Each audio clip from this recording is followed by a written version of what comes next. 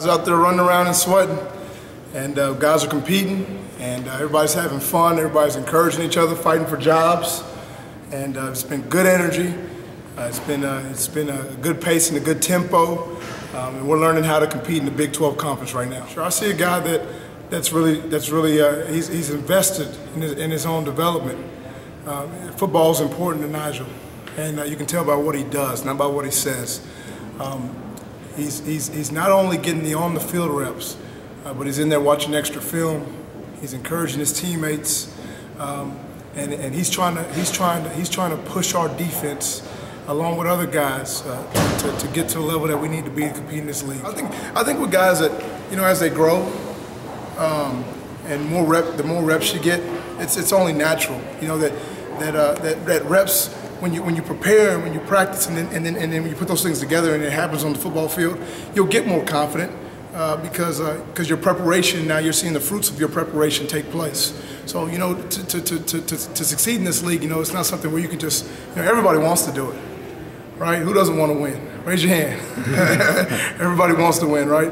But it's about out-preparing people. It's about doing the little things, and the little things leading to the big difference. I think just as a corner, you're always thinking about leverage, you're always thinking about cushion, you're always thinking about, you know, it's seeing it, and then when you see it, you do it. You don't do it until you see it. And a lot of the game is confidence. A lot of the game is, you know, when guys get to this level, you know, they wouldn't be recruited to play at this level if they weren't able to play at this level. You know, so it's less ability, it's less can you do it, it's less coaches teaching them how to do it, and then these guys getting on the football field and actually executing their responsibilities. So it's not about ability, it's about mental toughness, it's about preparation, it's about desire, it's about those intangibles that separate players at this level. He's a sophomore, he's got 3 more years here. He's 19. What's his potential here with all the time he's Sure, I mean, you take it for granted. He just had his birthday yesterday, I think it was. Yesterday was his birthday. Yeah, I said, how are you? Like 22? I'm 19, coach. You realize how young they are. So you know, I think he's really got a bright future ahead of himself, having 3 years of eligibility remaining, you know, to compete and play. But it's not about how much time you have; it's about what you do with the time. You know, so I think he's all in. He's committed. He's mentally engaged, and he's doing the things necessary to continue to develop through the process of trying to prepare for a Big 12 season. Cotton Moye is a guy who seems like ever since he stepped on campus, people have been really excited about him. Then he got hurt. But what is it about him that? Did you see the interception he made today? No, I did not. Okay, well that's what you get excited about. All right, yeah. Well, the offense matriculated the ball down there on the 4-yard line. Cotton Moye goes up with 2 hands, has some guts, and he goes intercepts the football. He is another guy that he has no experience. You know, we got a very inexperienced secondary. But we got guys that are hungry and guys that are committed. So they're showing so many flashes of making plays. But you know, when you're playing a secondary, you can't be flashes. You know, because there are no small plays in the back end. You know, our mistakes are big plays. So it's teaching guys how to develop themselves and train to play 60 and 70 plays of disciplined competitive football.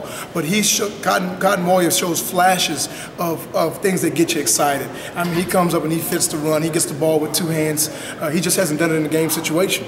You know, so that's the thing that's separating. Came away with a good interception today in a 2-minute situation. You know, so both those guys, Cotton Moye and T.J. Mutchinson, they're both brand new safeties. You know, and this is big time, real deal, Showtime football here in the Big 12, and we're trying to get these guys prepared for what they're going to see when we go play Texas, when we play Oklahoma, when we play Baylor, and getting these guys to, whatever you do on this practice field, it's so hard to simulate game speed reps, right? Things that actually happen in the game. So we're trying to get these guys to understand how to train themselves to get prepared for 60 and 70 snaps to grind out a Big 12 victory. Your other corner spot, it was kind of I think there was an or there on the depth chart with those guys. Has anybody stood out? Sam has been the most productive, I'd say, through the first week, and he's outperformed the other 2 corners that are fighting for that spot right now. But the depth chart is fluid, the depth chart is moving, and you got to keep it that way to let these guys know that it's a competitive situation every single day. You know, we're not married to anything. We're married to the guys that can help us go out there and win Big 12 games. So the guys that put it on film, you know, my job's pretty easy. I get them lined up, I train them, and then I let them go do it, and whoever does it the best is going to go play for us. But right now, it doesn't mean that Matt Thomas or Ken Lynn have been performing poorly. I just say that Sam is a guy that, I mean, I'm so proud of him right now because he's invested in his own play. If you could just pop your head in here a Sunday night or a Monday night or a Tuesday night, you'd see a dark room and you'd see Sam Richardson over there watching tape.